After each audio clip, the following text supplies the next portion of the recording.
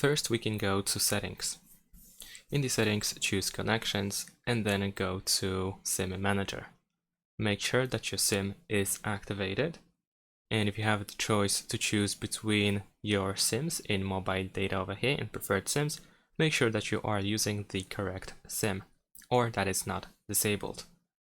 Besides that, you can also go, for example, to mobile networks in order to make sure that the best network mode is actually activated.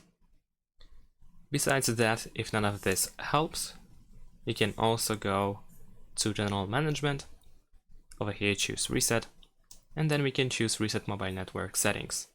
If you have more than one SIM, make sure that the correct SIM is activated over here, or actually selected, and then we can press Reset Settings over here. Enter the screen lock password, press Continue, and then confirm your choice. Check out this playlist to find more guides, like, comment, subscribe.